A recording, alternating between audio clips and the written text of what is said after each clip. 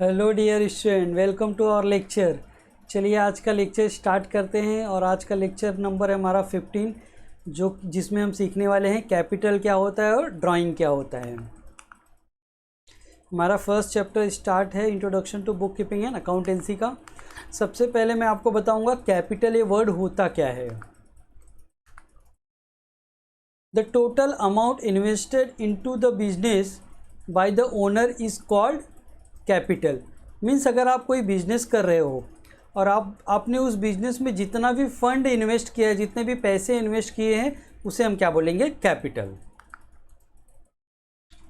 Capital calculate करने का एक तरीका होता है जो कि हम बैलेंस शीट से भी कैलकुलेट कर सकते हैं। तो उस इक्वेशन को मैं आपको बताता हूँ कि वो कैसे होता है। Excess of assets over the liability is also called as capital. The equation for this is, अभी देखिए मैंने आपको क्या बताया यहाँ पे, excess of assets means assets आपका ज़्यादा होना चाहिए ओवर द लायबिलिटी, और लायबिलिटी कम होनी चाहिए, तो हम क्या कैलकुलेट कर लेंगे? Capital.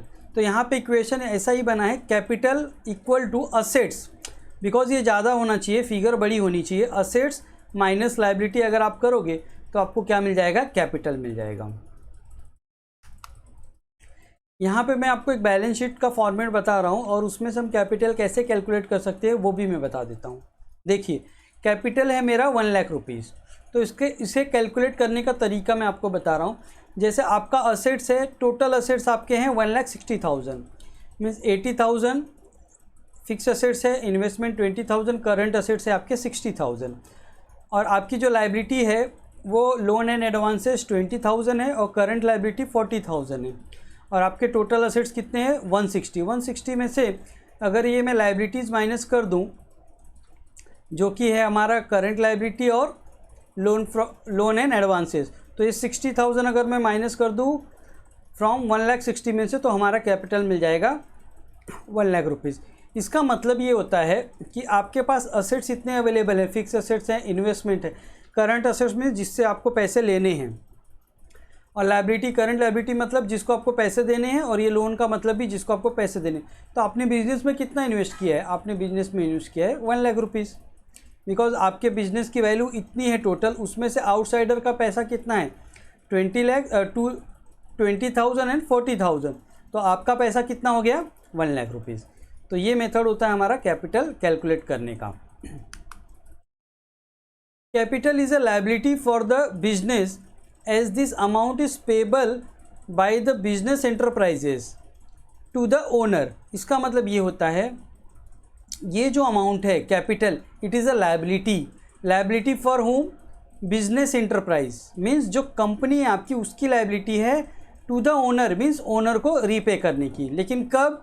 Eight the time of closure of the business. अगर आप अपना बिजनेस कम कर रहे हो, बंद कर रहे हो, अपना बिजनेस आप क्या कर रहे हो? बंद कर रहे हो, तो उस समय में ये जो कैपिटल है ये लायबिलिटी है किसकी है? बिजनेस एंटिटी की, to repay the owner. Because यहाँ पे आउटसाइड लायबिलिटी तो 60,000 ही है। अगर आप बिजनेस क्लोज कर रहे हो तो आपको रिकवर कितना होने वाला है? 1,60,000, उसमें से 20,000 और 40,000 माइनस करोगे तो 1 लाख आपके लिए बच जाएगा। तो ये था हमारा कैपिटल अकाउंट। अब हम देखने जा रहे हैं ड्राइंग के बारे में। ड्राइंग क्या होता है? The amount of cash or value of goods, assets, etc. withdrawn from the business by the owner for personal use called drawing. Drawing will result in reduction of capital. Drawing का मतलब ये होता है कि for your personal purpose, अगर आप business के assets को या फिर कैश को या फिर गुड्स को अपने पर्सनल यूज़ के लिए यूज़ करते हो, पर्सनल के लिए आप उसे विड्रॉ करते हो अपने बिजनेस से, तो उसे हम मानेंगे ड्राइंग। और ड्राइंग की वजह से क्या होगा? अगर आपने सपोज़ बिजनेस में 1 लाख रुपीज़ आपने इन्वेस्ट किया है, उसमें से आपने 20,000 विड्रॉ कर लिया, तो उसकी वजह से क्या होने वाला है? आपका कैपिटल कम हो जाएगा, बिकॉज आपने जो विड्रॉ किया उसे तो हम ड्राइंग बोलते हैं। तो वही पॉइंट यहाँ पे लिखा है, drawing will result in reduction of capital.